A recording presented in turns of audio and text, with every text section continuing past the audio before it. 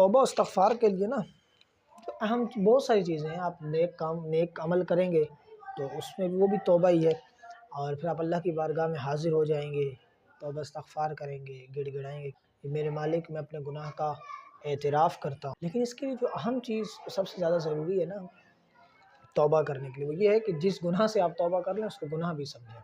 جب ایک چیز کو آپ نے گناہ ہی نہیں سمجھا تو آپ توبہ تھوڑی کریں گے. آج گالیاں دے دی جاتی اس کو گناہ ہی نہیں سمجھا، توبہ کوئی کرتا گالیوں سے؟ نہیں کرتا.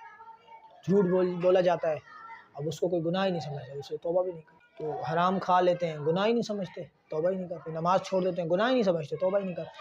سب سے پہلی چیز گناہ کو گناہ سمجھے. دوسری چیز آپ کو ماحول ایسا ملے کہ وہاں پر شریعت کے احکام کی پابندی بجا لائی. انسان دوسرے کو دیکھتا ہے نا، خربوزے کو دیکھ کر خربوزہ رنگ بدلتا ہے. تو جب دوسرے کو دیکھا جائے گا کہ یار یہ بھی توبہ کر رہا ہے، یہ اللہ والوں کی صحبت کیوں ضروری ہے؟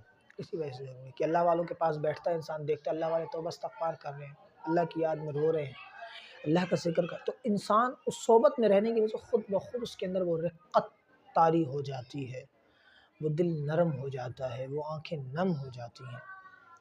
ٹھیک ہے، تو آنکھیں تب نم ہوں گی جب دل نرم ہوگا. جب دل سخت ہو چکا ہوگا تو آنکھیں نم نہیں ہوتی، پھر کوئی فرق نہیں پڑتا. پہلی چیز اپنا ماحول درست رکھیں.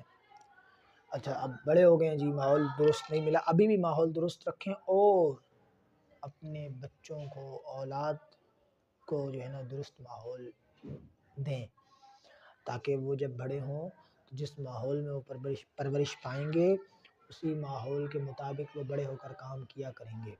تو اس پر بھی غور کریں کہ خود بھی ماحول درست اپنائیں، اپنا اٹھنا بیٹھنا درست کریں. ایسا نہیں ہے جب دل کیا گھر سے نکلے موالیوں کے ساتھ بیٹھ گئے تو کیا کریں گے؟ یہی کام کریں گے.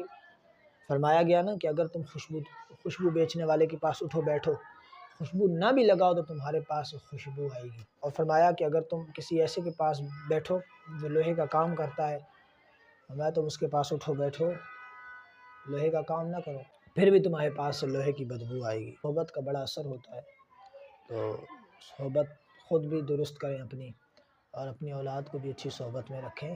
اس کے لیے یہ بڑا فائدہ مند چیز ہے، بہت فائدہ مند چیز ہے. اپنے اولاد پہ نظر رکھیں کہ غلط صحبت میں تو نہیں ہے.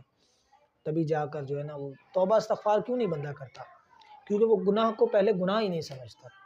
اور گناہ کو گناہ کیوں نہیں سمجھتا؟ کیونکہ وہ ایسے ماحول میں پرورش اس نے پائی ہے کہ وہاں رہ کے وہ گناہ دیکھ کے وہ اس کو گناہ لگتا ہے. آپ کسی مچھلی بازار میں چلے جائیں، شروع میں آپ کو بدبو آئے گی، لیکن جو وہاں کام کر ان کو تو نہیں آ رہی نا. کیوں؟ کیونکہ وہ وہاں کام کر رہے ہیں، کر کے ان کو عادت ہوگی اور وہ اس کو بدبو سمجھتے ہی نہیں ہیں. یہی حال ہے کہ جب ایک انسان گناہ میں رہتا ہے ایسے ماحول میں رہتا ہے تو اسے اس کی عادت ہوتی ہے، پھر وہ اس گناہ کو گناہ نہیں سمجھتا، وہ کہتا ہے یہ تو عام سی بات ہے.